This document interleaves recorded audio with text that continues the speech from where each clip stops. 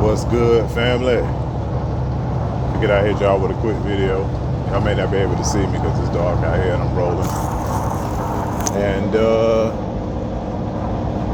just thought I'd do a quick video.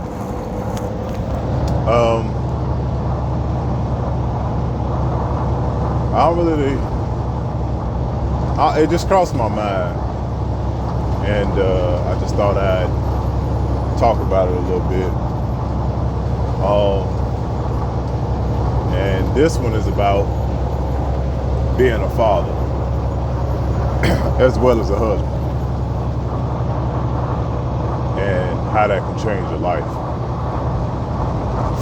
Now, for any young black man, hopefully y'all can hear me okay. Y'all know my headphone struggle while I'm driving and everything. But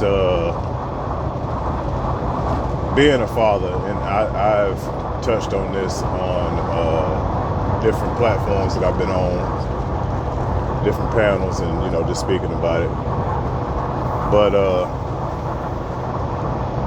I got a call earlier that really, it was a good call. So I don't want to leave y'all in suspense on that. It was a good call, but I don't want to, have y'all thinking, oh snap, everything good. But I got a call from my oldest son, who was 11, turned 11 on November the 9th, which is, crazy because my father's birthday is November the 9th. My son was born November the 9th, so I hold that near and dear to my heart. But, he's 11 and he's going through that phase of, realizing that he's got a younger sister and a younger brother, and, it's the dynamic is different. You know what I mean? Where it used to just be him and I would give him everything and anything.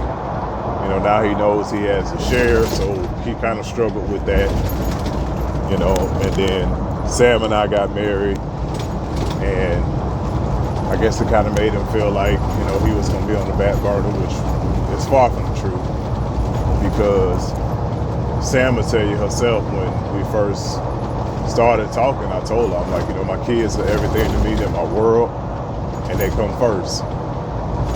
And, I do the best that I can as a father, and I may not always get it right, but I have a good father, and I love my father dearly. He's, I consider him one of my best friends, and I strive to be everything that he is. Even if I even get close and I felt like I did a good job. But, given the situation, getting married and having kids underneath him, it made him feel some type of way, and it's been a struggle. I'm just being honest and transparent. But he called me, and earlier tonight, he was like, I want to spend Christmas with you, and I was like, well, I was already planning to just come spend the day, just you and me. My son loves to go fishing, so I was like, maybe me and him could just go out to the inlet, go fishing, excuse me, just go fishing and have the day, But he was like, no, I miss my little brother, I miss my sister, I miss my stepbrothers, and I want to spend time with everybody. I miss my stepmom, and I want to spend time, and what did you have in mind? I was like, well, anything that you wanted to do, we could do. And he was like, well, we could do that, and then, I want to come spend time with y'all. And that made me feel so good, man, because being a father changed my life. And I've said this before, but when I was younger, I was really reckless, didn't care, was real cutthroat, was all about myself, didn't care about nobody else. But then when my son came along, that changed my perspective on life. It changed my perspective on how you feel and treat other people. And for that, I will always give him credit for making me a better man. You know, because of him, I wanted to start.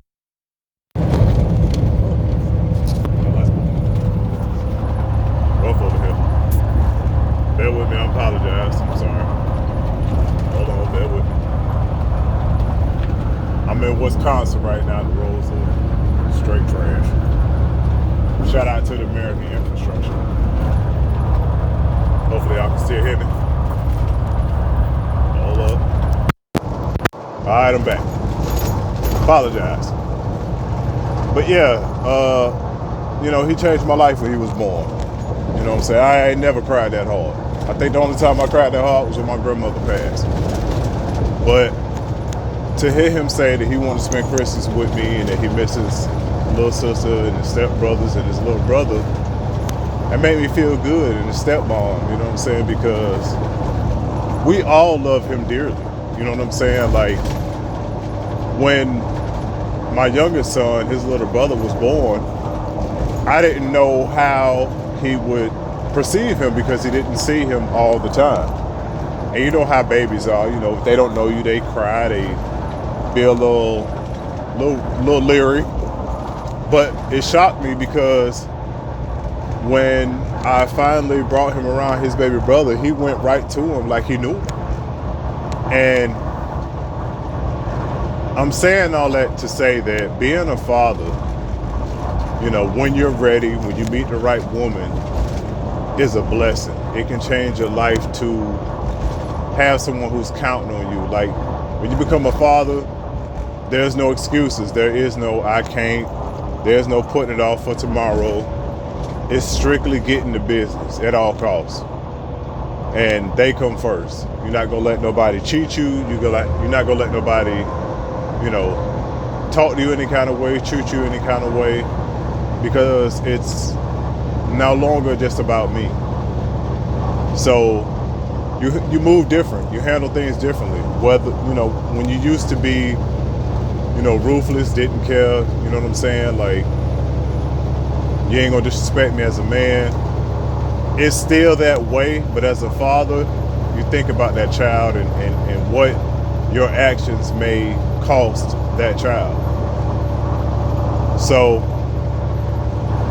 if you're out there and you haven't become a father yet, when you meet the right woman that really cares about you and wants to give you a child, you know, be very cautious on who you have kids with, most importantly, but also, no matter what, be there for your child, financially and physically. Because not only is it good for the child, it's also good for you. When I go home, no matter what I've been through out of here on this road, the most important thing is spending time with my wife and my kids, because they are my joy. They are what ground me. They are where I find my happiness. And again, you have to find the right woman who will, you know, give you that peace, that ground, you know, that sanctuary when you come home, so that when you do have children with this woman, they'll, you know, your children will give you that same peace. People switch up though, you know what I'm saying? Like, women will switch up on you, dudes will switch up on you after you have kids, because it's a whole other ball game. It's no longer just you and them, it's you, them, and that child. But no matter what, do what's in the best interest of that child. You know, and I can't preach that enough. No matter what. When I was going back and forth with his mother, when he was, you know, he was like 2 or 3 years old. And, you know, I told her, I said, no matter what, I'm gonna be there for my son. I don't care what you do. I don't care if I have to sell everything that I own, down to my shoes, and live in this truck to take care of my son. That's what I'm gonna do. And ever since I told her that, she's had a level of respect for me, because she know I mean business. And it's very important to be a man of your word. And your kids will see that and they'll respect that, and they'll become adults who will be men and women of their word. So, I just felt like I needed to make a video to express to y'all, how happy I feel about, my children, because my children are everything to me. And, for those who don't have kids, don't want kids, I can understand that. I respect that, because it is a lot of work. It is a lot of financial responsibility. But again, I wouldn't trade it for the world, because my son changed my life. Because if you would have asked me before my son was born if I would have seen 37, which I am now, I would have told you probably not, because I was just that reckless. I was just that careless. I was just that broken. I was just that hurt. So, like I said, when he was born, it was like the light switch came on. The light bulb was super bright, and I started moving in a way where everything that I did and everything that I encountered, I thought about him first. How would it affect him? And I'm not saying that you necessarily have to have children for it to, affect you in that way where you can move differently and make better decisions. But what I'm saying is, a knucklehead like me, that's what it took for me to turn the corner and do right. Even though I was already doing well, I was willing to throw it all away just because, I still had that street mentality, even though I wasn't in the street. So I had to learn how to, play the game, let things go, and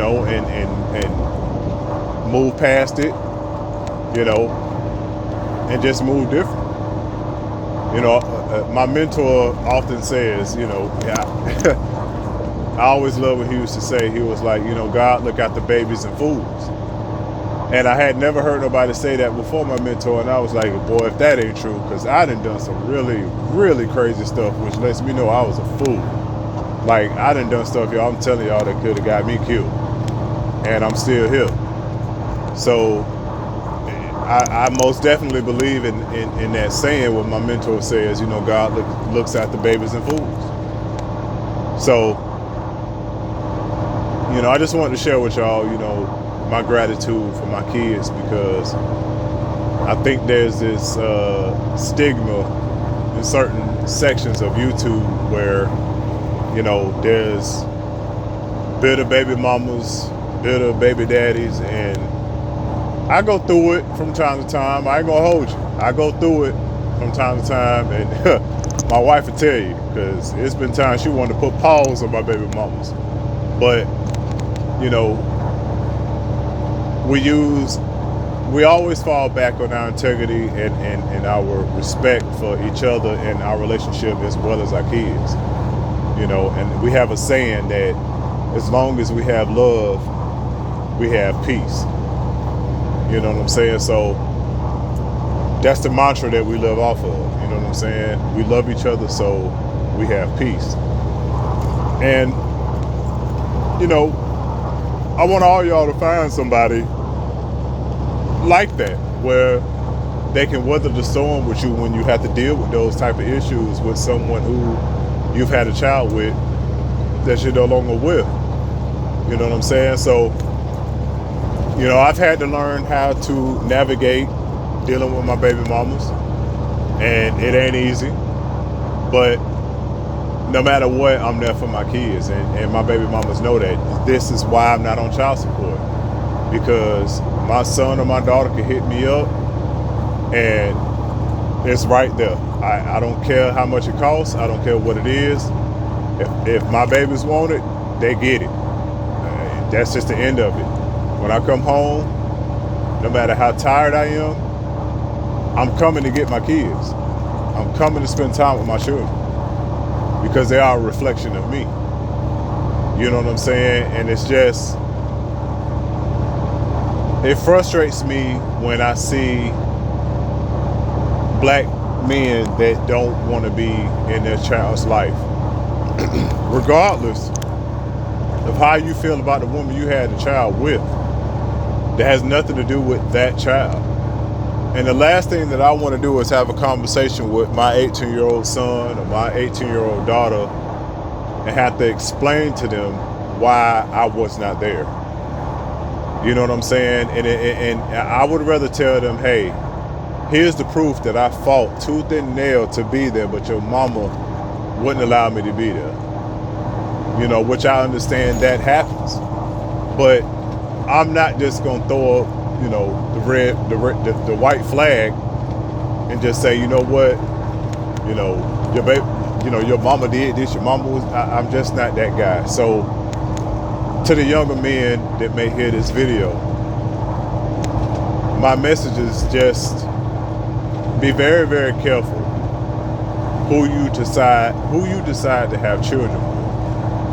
And if you have children and things go awry, just be the best father that you possibly can. You know what I'm saying? Like, fight through all the nonsense, you know, and love your child no matter what. I don't badmouth my children's mother to them, in front of them. I've never done that. Like, I just, no matter how much we may disagree, no matter how much we may butt heads, I don't want my children feeling any type of way about their mothers because of me. No matter what she put me through, no matter what they've done to me. You know what I'm saying? So I just, you know, I'm grateful that I had children, because I feel like had I not, I honestly feel like in my heart it would have been bad for me, because I just was so hurt, so broken, so angry, like the world was my enemy, you know. And now I've learned how to decipher, you know what I'm saying, between all the nonsense. And that can also come with growth without having children. But for me, you know, my children were able to help me, you know, learn patience, you know, learn love.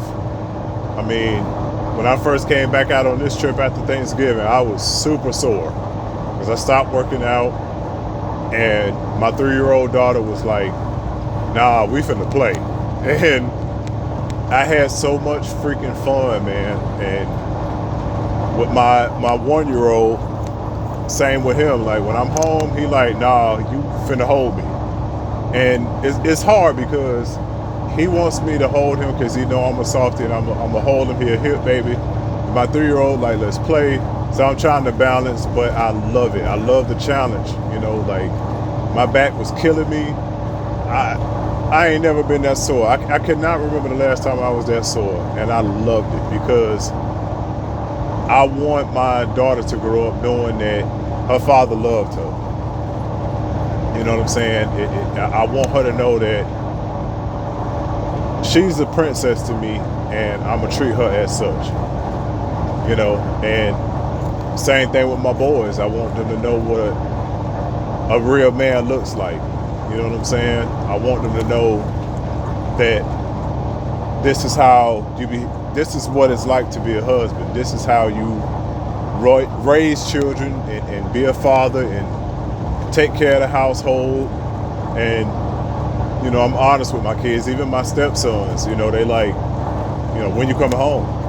Because they know when I come home, it's a party. But it's because I love all my kids. You know what I'm saying? It's just, I want the best for them. You know what I mean? So,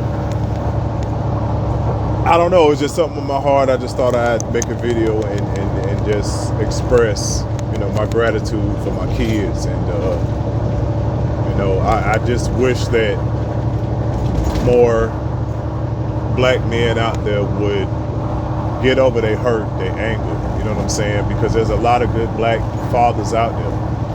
But I feel like on YouTube, they kind of get drowned out and saturated with all of the hurt and anger. You know what I'm saying? And I'm not above therapy. I still feel like I should get therapy, seek therapy.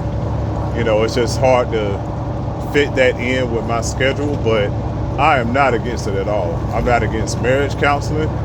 I'm not against just personal therapy, because as black men and women, I feel like we go through a lot of trauma that needs to be worked through. So,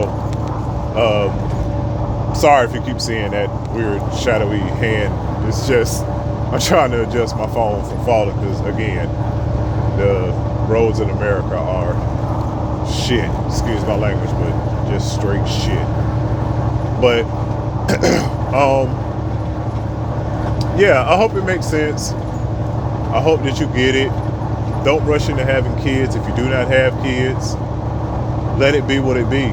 You know what I'm saying? But when you do become a father, be the best father that you possibly could be, whether you had a father or not.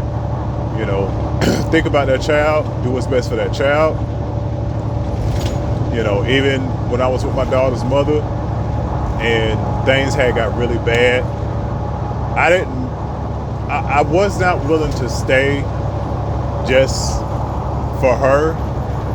I was willing to leave because I wanted her to grow up and know, should she ever ask or wonder, well, why did you leave my mom? We were not good together. We were toxic. And honestly, I didn't want to stay and be unhappy with someone because I had a child, because I had you with your mother. Just like if a man is harming you in any type of way, whether it's emotionally, you know, physically, verbally, I wouldn't want my daughter to stay with that man just because she has a child with him.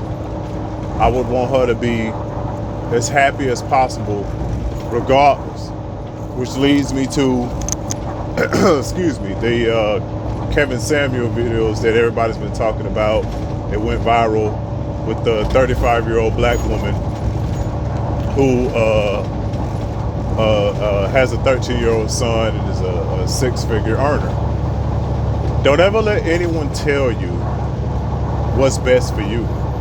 And I used to say this to my sister all the time. No matter what, do what's best for you and your children. That goes for men and women. I don't care what you're dealing with whoever you had children with. Do what is best for you and those children. If you cannot be cordial, sometimes you just can't be cordial.